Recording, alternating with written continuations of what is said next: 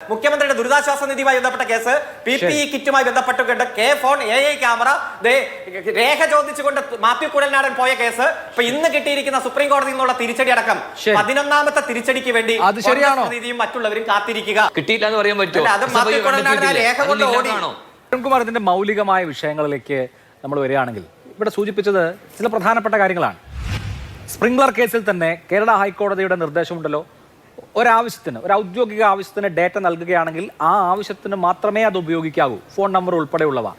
മറ്റെന്തെങ്കിലും ആവശ്യത്തിന് ഉപയോഗിക്കണമെങ്കിൽ അതിൽ കൺസെന്റ് വേണം. ഇവിടെ ജീവനക്കാർ അവരുടെ ഔദ്യോഗിക ആവശ്യത്തിന് വേണ്ടി, അവരുടെ ശമ്പളത്തിന് വേണ്ടി കൊടുത്തിട്ടുള്ള ഡാറ്റയാണ് ഇങ്ങനെ ഉപയോഗിച്ചിരിക്കുന്നത്. അവരുടെ കൺസെന്റ് ഇല്ലാതെയാണ് ഇങ്ങനൊരു മെസ്സേജ് മുഖ്യമന്ത്രിയിൽ നിന്ന് വന്നിരിക്കുന്നത്. ഒന്നാമത്തെ പ്രശ്നം. രണ്ടാമത്തെ പ്രശ്നം, ഇപ്പം നമ്മൾ ഒരു കടയിൽ പോയിട്ട്, റിലയൻസിന്റെ ഷോപ്പിൽ പോയിട്ട് നമ്മൾ ഷോപ്പ് ചെയ്യുമ്പോൾ നമ്പർ വേണമെങ്കിൽ കൊടുക്കാതിരിക്കാം, കൗണ്ടറിൽ നമുക്ക് ഓപ്ഷൻ ഉണ്ട്. ഇവിടെ പക്ഷേ സർക്കാർ ഉദ്യോഗസ്ഥരെ സംബന്ധിച്ച് അവർക്ക് നമ്പർ കൊടുക്കാതിരിക്കാനുള്ള ഓപ്ഷൻ ഇല്ല. നമുക്കൊരു സ്വകാര്യ സ്ഥാപനം മെസ്സേജ് അയക്കുന്നത്, ഡാറ്റ നമുക്ക് മെസ്സേജ് അയക്കുന്നത് നമ്മൾ ബില്ല് ചെയ്യുമ്പോൾ നമ്മുടെ നമ്പർ കൊടുത്തിട്ടാണ്. ഇവിടെ ഇപ്പോൾ സർക്കാർ ജീവനക്കാർ അവരുടെ നമ്പർ അവരുടെ ശമ്പളത്തിന്റെ കാര്യത്തിന് വേണ്ടി ഔദ്യോഗികമായ ഒരു സംവിധാനത്തിലേക്ക് കൊടുത്തതാണ്, ആ നമ്പറാണ് ഉപയോഗിച്ചിരിക്കുന്നത്. അപ്പോൾ ഈ തരത്തിൽ നമുക്കതിനെ സമീകരിക്കാൻ പറ്റില്ല. കൺസെന്റ് ഇല്ലാതെ സർക്കാർ ജീവനക്കാരുടെ വിവരങ്ങൾ എന്തിനുപയോഗിച്ചെന്ന ഒന്നാമത്തെ പ്രശ്നം. രണ്ടാമത്തേത്, വേറെ ഏതെങ്കിലും ഏജൻസി സാങ്കേതിക സഹായത്തിനായോ മറ്റോ ഈ ഡാറ്റാബേസ് കൈവശപ്പെടുത്തിയിട്ടുണ്ടോ അല്ലെങ്കിൽ അത് ഉപയോഗിച്ചിട്ടുണ്ടോ? സ്റ്റേറ്റ് IT മിഷനാണ് മെസ്സേജ് അയച്ചിരിക്കുന്നത് എങ്കിൽ ഈ ഡാറ്റ എക്സ്ട്രാക്ഷനിലോ അതല്ലെങ്കിൽ കൈകാര്യത്തിലോ ഏതെങ്കിലും തരത്തിലൊരു സ്വകാര്യ ഏജൻസി അല്ലെങ്കിൽ ഒരു മൂന്നാം കക്ഷി അതിൽ ഇടപെട്ടിട്ടുണ്ടോ?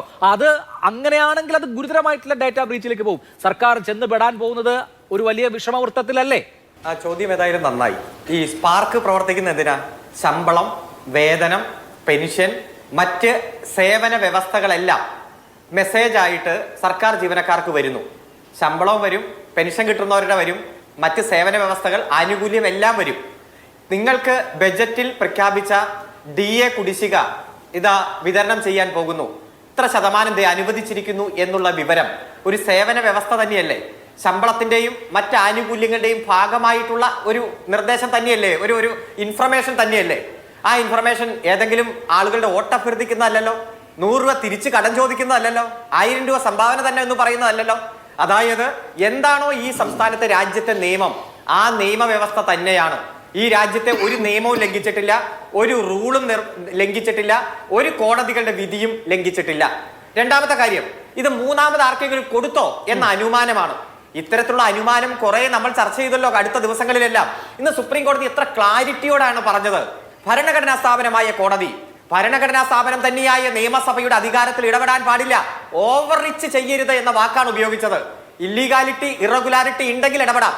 അതൊന്നും ഇല്ലാത്തൊരു സാഹചര്യത്തിൽ ബജറ്റ് നിർദ്ദേശത്തിന്റെ പണം ഏത് ഡിപ്പാർട്ട്മെന്റ് വിനിയോഗിക്കണം എന്ന് തീരുമാനിക്കുന്നത് കോടതിയാണോ? കോടതിക്ക് എന്താണ് റോള്? ജുഡീഷ്യൽ ഇന്റർപ്രിട്ടേഷനും ജുഡീഷ്യൽ ഇന്റർഫറൻസ് ഒക്കെ അതാത് സമയത്ത് ചെയ്താൽ മതി. കോടതി ജുഡീഷ്യൽ ആക്ടിവിസ്റ്റ് ഒക്കെ കയ്യിലിരുന്നാൽ മതി. നിയമസഭ എന്ന് പറഞ്ഞാൽ ജനങ്ങൾ തെരഞ്ഞെടുത്ത ജനാഭിലാഷങ്ങളുടെ പ്രതിഫലനം നടക്കുന്ന ഏറ്റവും പരമോന്നത സഭയാണ്. ആ സഭയുടെ അധികാരത്തിൽ വന്ന് ഇടപെടുക. നിർദ്ദേശിച്ചിട്ടുള്ളൂ. ലെജിസ്ലേച്ചറുടെ അധികാര പരിധിയിൽ കോടതി ഇടപെടരുതെന്നുള്ള താങ്കളുടെ വാദത്തോട് ഞാൻ 100% യോജിക്കാം. പക്ഷേ അതിന്റെ താത്വികമായ കാര്യം അവിടെ നിൽക്കട്ടെ. ഇവിടെ റൂൾസ് ഓഫ് ബിസിനസിന്റെ വയലേഷനാണ് ഹൈക്കോടതി ചൂണ്ടിക്കാണിച്ചിട്ടുള്ളത് എന്ന കാര്യം മറക്കരുത്. എന്ന് പറഞ്ഞാൽ വ്യവസ്ഥാപിതമായി ബജറ്റിൽ തുക നീക്കി വെക്കുകയോ ഇനി അങ്ങനെ അല്ലാത്തതിന് നിയമസഭയുടെ അനുമതി വാങ്ങുകയോ ചെയ്യണം. അങ്ങനെ ചെയ്യാതെ ആണ് PR സ്പെഷ്യൽ ഫണ്ട് എന്നുള്ള നിലയിൽ ആ പണം ചെലവഴിച്ചിട്ടുള്ളത്. അവിടെ റൂൾസ് ഓഫ് ബിസിനസിന്റെ വയലേഷൻ ആണ്, അല്ലാതെ ലെജിസ്ലേച്ചറിന്റെ അധികാരത്തിൽ കോടതി ഇടപെട്ടതല്ല.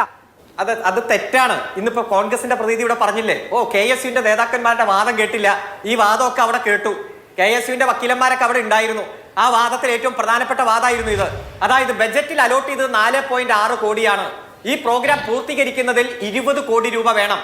അതുകൊണ്ട് നിയമസഭയുടെ അനുവാദം കിട്ടിയിട്ട് മാത്രമേ ഈ പ്രോജക്റ്റ് ആരംഭിക്കാവൂ എന്നില്ല. അഭിലാഷ സമയം കിട്ടുമ്പോൾ ഇന്ത്യൻ ഭരണഘടനയുടെ ആർട്ടിക്കിൾ 205(1)B ഒന്നെടുത്ത് വായിച്ചു നോക്കിയാൽ മതി. ഇത് ഈ പദ്ധതിയൊക്കെ പൂർത്തീകരിച്ചു കഴിഞ്ഞ് നിയമസഭയുടെ അനുവാദം വാങ്ങിച്ചാൽ മതി. അത് ഭരണഘടനയിൽ തന്നെ പറയുന്നു. രണ്ടാമതെന്താ, ഇവിടെ ഏതെങ്കിലും തരത്തിൽ ഈ പറഞ്ഞു റൂൾസ് ഓഫ് ബിസിനസ് ഒക്കെ പറഞ്ഞു, ധനകാര്യ വകുപ്പിന്റെയും മന്ത്രിസഭയുടെയും അത് ഭരണാനുമതി, സാമ്പത്തിക അനുമതി, ബജറ്റ് മാനുവലിന്റെയും ഫിനാൻഷ്യൽ മേഖലയുടെ എല്ലാ നടപടിക്രമം എല്ലാം പാലിച്ചുകൊണ്ട് തന്നെയാണ് ആർട്ടിക്കിൾ 166(3) പ്രകാരം നിയമപരമായി തന്നെയാണ് ഈ ഗവൺമെന്റ് പോയത്. പരമോന്നത നീതിപീഠമായ സുപ്രീം കോടതി ലീഗലായിട്ടാണ് ഗവൺമെന്റ് പോകുന്നത്. ഗവൺമെന്റിന് എല്ലാ അധികാരമുണ്ട്. ജനാഭിലാഷങ്ങളെ കുറിച്ച് ചോദിച്ചറിയാൻ, നടത്തിയ സേവനങ്ങളെ കുറിച്ച് ജനങ്ങളുടെ അഭിപ്രായം അറിയാൻ, വീണ്ടും പ്രതികരണം തേടുന്നതിൽ എന്താണ് തെറ്റ്? 5 തവണയാണ് ഇന്ന് സുപ്രീം കോടതി ചോദിച്ചത്. ഒരു പാർട്ടിയുടെ സംസ്ഥാന സെക്രട്ടറി തന്റെ പ്രവർത്തകരോട് ഒരു പൊതുപ്രവർത്തന മേഖലയിൽ ഇടപെടണം എന്ന് പറഞ്ഞാൽ അതിൽ എന്താണ് തെറ്റ് എന്ന് 5 തവണയാണ് ഇന്ത്യയുടെ ചീഫ് ജസ്റ്റിസ് ചോദിച്ചത്. കഴിഞ്ഞ 3-4 ദിവസം ഞങ്ങളൊക്കെ പല ചാനലിൽ ചർച്ചയിലിരുന്നാണല്ലോ ഈ വാദം ഞങ്ങൾ ഉന്നയിച്ചപ്പോ എന്തൊക്കെ ആക്രമണം നേരിടേണ്ടി വന്നത്. അതുകൊണ്ട് പരമോന്നത നീതിപീഠം കൃത്യമായി ക്ലാരിറ്റിയോടെ പറഞ്ഞിരിക്കുന്നു, ഒരു ജനാഭിലാഷങ്ങൾ അറിയാനും ജനസേവന പ്രവർത്തനങ്ങളുമായിട്ട് മുന്നോട്ട് പോകാൻ ഒരു ജനകീയ സർക്കാരിന് അധികാരമുണ്ട്. ഇവിടെ ആ ജനകീയ സർക്കാരിന്റെ പ്രവർത്തനങ്ങളെ വിവാദങ്ങൾ ഉയർത്തി തടസ്സപ്പെടുത്തുക എന്നത് മാത്രമാണ് കോൺഗ്രസിന്റെ ലക്ഷ്യം. ഒറ്റ കാര്യം, ഇന്നത്തെ ദിവസം ഉണ്ടല്ലോ, ലൈഫ് പദ്ധതിയിൽ 5 ലക്ഷം വീട് പൂർത്തീകരിച്ചു. ഞങ്ങൾ അധികാരത്തിൽ വന്ന ലൈഫ് മിഷൻ പിരിച്ചുവിടുമെന്ന് 2021 പറഞ്ഞതാ കോൺഗ്രസ്. ഇന്ന് നമ്മുടെ കേരളം ആപ്പ് ഇപ്പൊ ഒരു സുഹൃത്ത് പറഞ്ഞു, ഇത് പ്രളയകാലത്ത് മെസ്സേജ് ഉണ്ടായില്ലല്ലോ, കോവിഡ് കാലത്ത് മെസ്സേജ് ഉണ്ടായില്ലല്ലോ, ഓക്കി ദുരന്ത കാലത്ത് മെസ്സേജ് ഉണ്ടായിട്ടില്ലല്ലോ. അന്നൊന്നും മെസ്സേജ് സിസ്റ്റം ഇല്ല, ഡിജിറ്റൽ കേരളമായിട്ട് മാറി. 100 സേവനങ്ങൾ കിട്ടണമെങ്കിൽ നിങ്ങളുടെ വിരൽ തുമ്പിലാണ്. വിവാഹിതരാകുന്ന ഭാര്യ ഭർത്താക്കന്മാർ ആ വിവാഹ പന്തലിൽ ഇരുന്ന് മൊബൈലിലൊന്നും ഞെക്കിയ വിവാഹ സർട്ടിഫിക്കറ്റ് വരുന്ന തരത്തിൽ ഒരു സർക്കാർ ഓഫീസുകളിലും പോകേണ്ടാത്ത സ്ഥിതിയിലേക്ക് കേരളം മാറി. PSC പരീക്ഷ എഴുതുന്നവരുടെ പ്രായം 40 വയസ്സാക്കി മാറ്റി. ഒരു പ്രളയമോ ദുരന്തമോ വന്നാൽ കേരളത്തിലെ മുഴുവൻ വീടുകളും സ്ഥാപനങ്ങളും ഇൻഷുറൻസ് ചെയ്യുന്ന നിയമം കൊണ്ടുവന്നു. ഇത്തരത്തിൽ ചരിത്രത്തിൽ ഇടം പിടിക്കുന്ന തീരുമാനങ്ങൾ വരുമ്പോഴും അതൊരു മാധ്യമവും ചർച്ചയാക്കരുത്. അതിനുവേണ്ടി വിവാദങ്ങൾ ഉയർത്തുക, അങ്ങ് ഹൈക്കോടതി പോവുക, കേസ് കൊടുക്കുക, കേസിന്റെ ഉള്ളടക്കം വെച്ച് ചർച്ച നടത്തുക, കോടതിയുടെ സംശയങ്ങൾ വെച്ച് ചർച്ച നടത്തുക, ഇതാണ് ലക്ഷ്യം. ഇതൊക്കെ ഇപ്പൊ 10 തവണയാണ് തിരിച്ചടി, തുടർച്ചയായിട്ട് 10 തവണയാണ് അടുത്ത കാലത്ത് തിരിച്ചടി കിട്ടിയത്. 11ാമത്തെ തിരിച്ചടിയും വരും. നമുക്കറിയാലോ, തോട്ടപ്പള്ളി മുതൽ ബ്രൂവറി മുതൽ EP ജയരാജനെതിരായിട്ടുള്ള മേഴ്സിക്കുട്ടിയുടെ കേസ്, MM മണി ഡാം തുറന്നു വിട്ടു എന്നുള്ള കേസ്, മുഖ്യമന്ത്രിയുടെ ദുരിതാശ്വാസ നിധിയുമായി ബന്ധപ്പെട്ട കേസ്, PPE കിറ്റുമായി ബന്ധപ്പെട്ടുകൊണ്ട് ഫോൺ AI ക്യാമറ, രേഖ ചോദിച്ചുകൊണ്ട് മാത്യു കുഴൽനാടൻ പോയ കേസ്, ഇപ്പൊ ഇന്ന് കിട്ടിയിരിക്കുന്ന സുപ്രീം കോടതിയിൽ നിന്നുള്ള തിരിച്ചടി അടക്കം 11ാമത്തെ തിരിച്ചടിക്ക് വേണ്ടി നീതിയും മറ്റുള്ളവരും കാത്തിരിക്കുക. അടുത്ത ദിവസം നമുക്ക് ചർച്ചയ്ക്ക് ഇരിക്കാം. അങ്ങനെയാണോ ശ്രീ റിജിൽ മാക്കുട്ടി? തേയാൻ വേണ്ടിയിട്ടാണോ കോടതിയിൽ പോകുന്നത്? ശ്രീ അഭിലാഷ, ഈ തിരിച്ചടി ഞങ്ങൾക്കല്ല കിട്ടിയത്, തിരിച്ചടി ജനങ്ങളിൽ നിന്ന് കിട്ടിക്കൊണ്ടേയിരിക്കുകയാണ്. അപ്പോൾ ഈ തിരിച്ചടിയുടെ കൃത്യമായ തിരിച്ചടി നിയമസഭാ തെരഞ്ഞെടുപ്പിൽ പിണറായി സർക്കാരിന് കിട്ടും. അപ്പോൾ പറഞ്ഞാൽ മതി, ഞങ്ങൾ ഉന്നയിച്ച വാദങ്ങൾ ശരിയാണോ തെറ്റാണോ എന്നൊക്കെ ജനങ്ങൾ തീരുമാനിക്കട്ടെ. അതെന്താണ് നമുക്ക് മനസ്സിലാകാൻ പോകുന്ന അത്ര ദിവസങ്ങളെ കാത്തിരിക്കേണ്ടതായിട്ടുള്ളൂ. ഞങ്ങൾക്കൊരു ഭയാശങ്ക അതിനകത്തില്ല. ഇവർ വാരിക്കോരി ഇങ്ങനെയൊക്കെ കൊടുത്തെങ്കിൽ, ഈ വാരിക്കോരി ഇങ്ങനെ കൊടുത്തെങ്കിൽ എന്തുകൊണ്ടാണ് ജനങ്ങൾ ഇവർക്കെതിരായിട്ട് നിലപാട് സ്വീകരിച്ചത്? ഞാൻ ഒറ്റൊരു കാര്യം പറയാം, UDFന്റെ കാലത്തും LDFന്റെ കാലത്തും ഒറ്റ കാര്യം, നമ്മുടെ വീടിനുള്ള പെർമിറ്റ് ഫീസുമായി ബന്ധപ്പെട്ട് ജനങ്ങൾ അനുഭവിക്കുന്ന പ്രശ്നമാണ്. നിങ്ങൾ കൊടുത്തല്ലോ 422 രൂപയിൽ നിന്ന് 6600 രൂപയാണ് നിങ്ങളിപ്പോൾ ഭരിക്കുന്ന കാലത്ത്. അത് മുനിസിപ്പാലിറ്റി 422 നിന്ന് 8840 കോർപ്പറേഷൻ 610 നിന്ന് 12200 രൂപയെ വർദ്ധിപ്പിച്ചു എന്നുള്ളത് ഈ സമീപകാലത്ത് നിങ്ങളുടെ ഭരണ നേട്ടത്തിന്റെ ഭാഗമാണ്. ഇത് ഇവിടെ മാത്രമല്ല, എല്ലാ തരത്തിലുള്ള നികുതിയും നിങ്ങൾ വർദ്ധിപ്പിച്ചു. വിലക്കയറ്റം കൊണ്ട് നാട് പൊറുതിമുട്ടാണ്. ജനങ്ങൾക്ക് ജീവിക്കാൻ പറ്റാത്ത അവസ്ഥയിലേക്ക് നാടിനെ തള്ളിവിട്ട് ഒരു ഭാഗത്ത് മുന്നോട്ട് പോകുമ്പോൾ, ജനവിരുദ്ധത മാത്രം നടപ്പാക്കിക്കൊണ്ട് മുന്നോട്ട് പോകുമ്പോൾ, മറുഭാഗത്ത് നിങ്ങൾ കക്കുകയും മുക്കുകയും ചെയ്യാണ്. ആ കക്കലിൻ്റെയും മുക്കലിൻ്റെയും കഥകളാണ് ഈ ആഗോള അയ്യപ്പ സംഗമമായാലും അതോടൊപ്പം തന്നെ ശബരിമല സ്വർണ്ണക്കൊള്ളയായാലും ഒക്കെ വന്ന കാര്യങ്ങൾ നമ്മൾ കാണുകയാണ്. അതിൻ്റെ അകത്ത് പ്രതികളാക്കപ്പെടുന്നതല്ല നിങ്ങളുടെ നേതാക്കന്മാരാണ് എന്നുള്ളത് വസ്തുതയും നമ്മുടെ മുമ്പിലുണ്ട്. അപ്പോൾ അതുകൊണ്ട് ഇതൊക്കെ ജനങ്ങൾ കാണുന്നുണ്ട്. നിങ്ങളിപ്പോൾ ഡാറ്റാബേസ് എടുത്ത് ആളുകൾ, ഇപ്പോൾ ഞാനൊരു സംരംഭകനാണ്, എനിക്കും വന്നിരുന്നു ഇതുപോലൊരു മെസ്സേജ് റിജിൽ മാക്കുറ്റി എന്ന് പറഞ്ഞുകൊണ്ട്. ഞാൻ പെട്ടെന്ന് വിചാരിച്ചു CMന്റെ ഓഫീസിൽ നിന്ന് വരികയാണ്. അപ്പോൾ സ്വാഭാവികമായിട്ടും ഞങ്ങൾ ഉൾപ്പെടെ സംരംഭകന്മാരായാലും ഇവിടുത്തെ പറയുന്ന ഉദ്യോഗസ്ഥന്മാരായാലും അവരെയൊക്കെ തന്നെ നിങ്ങൾ കളക്ട് ചെയ്ത ഡേറ്റയിൽ നിന്ന് നിങ്ങളുടെ പരസ്യത്തിന് വേണ്ടി നിങ്ങൾ ഉപയോഗിക്കുകയാണ്. അപ്പോൾ അതെന്തിനാണ് ഈ ഡേറ്റ, ഈ പറയുന്ന കാര്യങ്ങളൊക്കെ തന്നെ നിങ്ങൾ മറ്റാർക്കെങ്കിലും വിറ്റിട്ടുണ്ടോ? നിങ്ങളെല്ലാം വിൽക്കുന്നവരാണ്, എല്ലാം കക്കുന്നവരാണ്. അപ്പോൾ ഇതും വിറ്റു. അവസാനം പോകുമ്പോൾ എല്ലാം നമ്മുടെ കത്തുന്ന വീടിന്റെ ഈർക്കിൽ വലി വലിക്കുക എന്ന് ചൊല്ലുണ്ട്. സ്വാഭാവിക പിണറായി വിജയൻ ചെയ്തുകൊണ്ടിരിക്കുന്നത് അതാണ്. അങ്ങനെ എല്ലാ തരത്തിലും സർക്കാരിന്റെ പണം ഉപയോഗിച്ചുകൊണ്ട് നിങ്ങൾ എത്ര തരത്തിൽ മുഖം മിനുക്കിയാലും, ഏത് പെയിന്റ് അടിച്ചാലും, വൈറ്റ് വാഷ് ചെയ്താലും നിങ്ങളുടെ മുഖം ഈ നാട്ടിലെ ജനങ്ങൾക്ക് കൃത്യമായി മനസ്സിലായിട്ട് അത് വികൃതമായ മുഖമാണ്. ആ വികൃതമായ മുഖത്തിന് നിങ്ങൾ ഏത് കണ്ണാടി വെച്ച് നോക്കിയാലും ജനങ്ങൾ അതിനകത്ത് നിങ്ങൾക്ക് അനുകൂലമായ നിലപാട് സ്വീകരിക്കില്ല. നല്ല മുഖമാണ് എന്ന് ജനങ്ങൾക്ക് മനസ്സിലാവില്ല എന്നുള്ളത് ഈ തെരഞ്ഞെടുപ്പോട് കൂടി കാണും. ഇതൊക്കെ തെരഞ്ഞെടുപ്പിന് മുമ്പിൽ ചെയ്യുന്ന കാര്യങ്ങളാണല്ലോ. അപ്പോൾ ചെയ്തോ. പക്ഷേ ഞങ്ങൾക്ക് കിട്ടിയ തിരിച്ചടി ജനങ്ങളിൽ നിന്ന് ഞങ്ങൾക്ക് നന്നായി രൂപത്തിലുള്ള അനുകൂല അവസ്ഥ ഞങ്ങൾക്ക് ഉണ്ടായിട്ടുണ്ട്. നിങ്ങളുടെ വികസനത്തിനും ഈ പറയുന്ന കാര്യങ്ങളൊക്കെ തന്നെ നിങ്ങൾ ഈ ആഘോഷിച്ചിട്ട് എന്തുകൊണ്ടാണ് നിങ്ങൾ ജനങ്ങൾ ശിക്ഷിച്ചത്?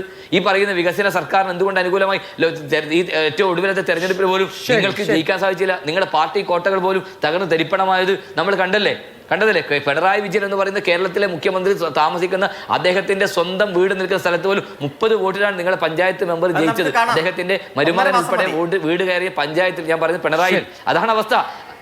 അതെ, അതാണ് അവസ്ഥ. അതുകൊണ്ട് ഞങ്ങൾക്ക് നിങ്ങളുടെ പ്രചരണത്തിൽ നിങ്ങൾ എത്രത്തോളം പ്രചരിപ്പിച്ചോ ഇതൊക്കെ ജനങ്ങൾ കാണും. അതിനനുസരിച്ചുള്ള മുന്നേറ്റം UDF അനുകൂലമായി ഉണ്ടാകും. ഞങ്ങൾക്ക് ഒരു തർക്കം അതിനകത്തില്ല. അതുകൊണ്ട് സർക്കാരിന്റെ പണമാണ് നിങ്ങൾ ദൂർത്തടിക്കുന്നത് എന്നുള്ളത് ഈ നാട്ടിലെ അരിയാഹാരം കഴിക്കാൻ ജനങ്ങൾക്ക് കൃത്യമായി ബോധ്യപ്പെട്ടിരിക്കുകയാണ്. ശരി, ഓക്കെ, അതാണ്. അതുകൊണ്ട് നിങ്ങൾ കോടതിയിൽ നിന്ന് ഇപ്പോൾ സുപ്രീം കോടതി ഈ വിധി പറഞ്ഞതുകൊണ്ട് ആകെ ആയി എന്ന് നിങ്ങൾ കരുതണ്ട. ഞാൻ നേരത്തെ പറഞ്ഞ വാദം തന്നെയാണ്. അത് കേൾക്കാൻ പരാതിക്കാരുടെ വാദം കേൾക്കാൻ സുപ്രീം കോടതി തയ്യാറാകും.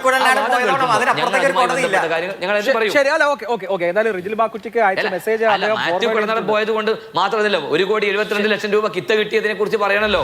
പിണറായി വിജയന്റെ മകൾക്ക് എങ്ങനെയാ പൈസ കിട്ടിയത്? 1,72,00,000 രൂപ കിട്ടിയില്ല എന്ന് പറയാൻ പറ്റുമോ?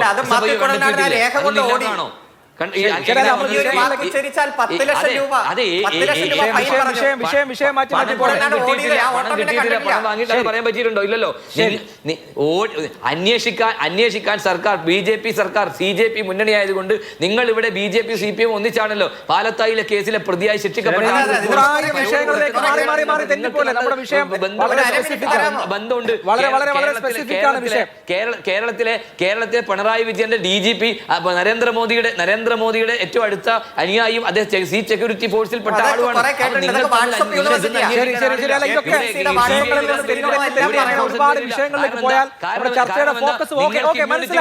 നരേന്ദ്രമോദിയുടെ ഇമ്മ്യൂണിറ്റി നന്നായി കിട്ടുന്ന ഒരു മുഖ്യമന്ത്രിയാണ് പിണറായി വിജയൻ.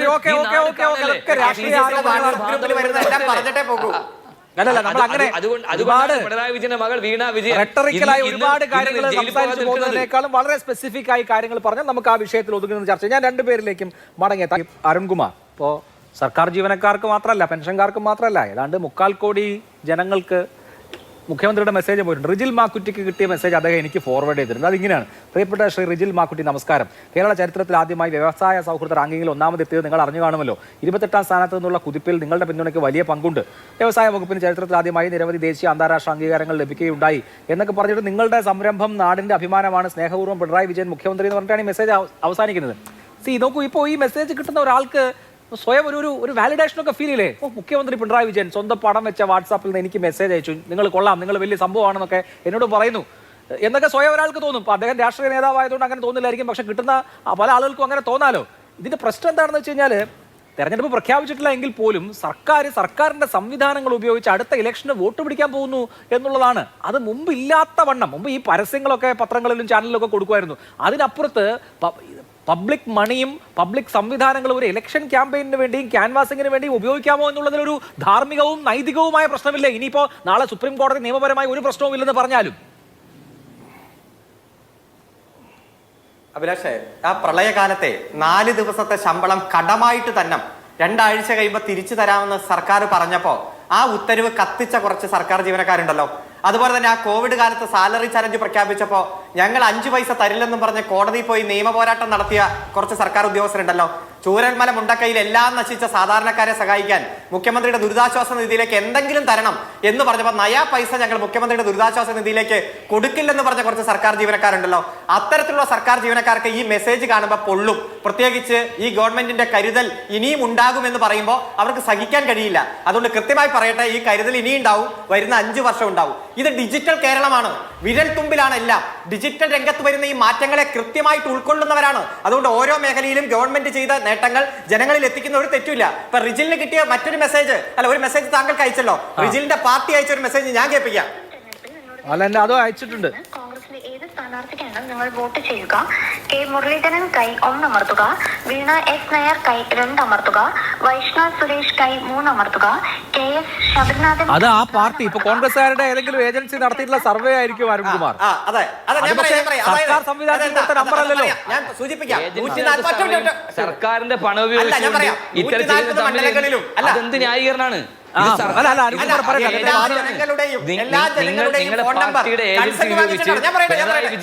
മുഖ്യമന്ത്രി ഇത്ര കാര്യം ചെയ്തു പറഞ്ഞല്ലോ. സർക്കാരിന്റെ പണം ഉപയോഗിച്ചാണ് ഈ പ്രചരണം നടത്തുന്നത്. ഇത് കോൺഗ്രസിന്റെ പ്രതിനിധികളുടെ സ്ഥിരം സ്വഭാവമാണ്. ഒച്ചപ്പാടുണ്ടാക്കുക എന്നുള്ള കോൺഗ്രസ് എന്താ പറഞ്ഞേ? സുപ്രീം കോടതി വിധി ഞാൻ അറിഞ്ഞില്ല. ശങ്കുട്ടി ദാസ് കൃത്യമായി ഇതൊക്കെ പഠിച്ചു വരുന്ന ആളാ. അദ്ദേഹം എന്താ പറഞ്ഞേ? സുപ്രീം കോടതി വിധി ഞാൻ അറിഞ്ഞില്ല, കേരള ഹൈക്കോടതി വിധി ഞാൻ അറിഞ്ഞു, പ്രധാനമന്ത്രി ചെയ്യുന്ന മെസ്സേജ് ഒക്കെ കറക്റ്റ്, മുഖ്യമന്ത്രി അത് ചെയ്യാൻ പാടില്ല. ഇതൊക്കെ ജനങ്ങളുടെ മുന്നിലേക്കോ? ജനങ്ങൾ ഇൻഫർമേഷൻ കിട്ടാൻ ആഗ്രഹിച്ചിരിക്കുക. മുഴുവൻ സർക്കാർ ജീവനക്കാരും കൃത്യമായി തൃപ്തിയിലാണ്. അതുപോലെ തന്നെ മുഴുവൻ പെൻഷനേഴ്സും വളരെ സംതൃപ്തിയിലാണ്. കൃത്യമായി ഇൻഫർമേഷൻ വരികയാണ്, നിങ്ങളുടെ ബാങ്കിൽ ഇത്ര രൂപ വന്നിരിക്കുന്നു. ഇത് ഡിജിറ്റൽ കേരളമാണ്, ബഹുദൂരം മുന്നോട്ട് പോകും. മുൻപുണ്ടായിരുന്നില്ല എന്ന് വെച്ച് ഇനി ഭാവിയിലേക്ക് ഉണ്ടാകാൻ പാടില്ലെന്നല്ല. ലോകത്തെവിടെയും കിട്ടുന്ന സേവനം ഈ കേരളത്തിൽ നമ്മുടെ വിരൽ തുമ്പിലേക്ക് മാറുന്ന പുതിയ ഡിജിറ്റൽ യുഗത്തിലാണ് നമ്മൾ. ആ 10 വർഷം ഈ കേരളത്തിലുണ്ടായിട്ടുള്ള നേട്ടങ്ങളുടെ ഗുണഫലങ്ങൾ നിങ്ങൾ അനുഭവിച്ചേ പറ്റൂ. ഞങ്ങൾക്ക് ഈ ഇൻഫർമേഷൻ വേണ്ട, വിവരം വേണ്ട എന്ന് പറഞ്ഞിട്ട് കാര്യമില്ല. കൃത്യമായിട്ട് വരും. നിങ്ങൾ അനുഭവിക്കാൻ പോവാ നവകേരളത്തിനായി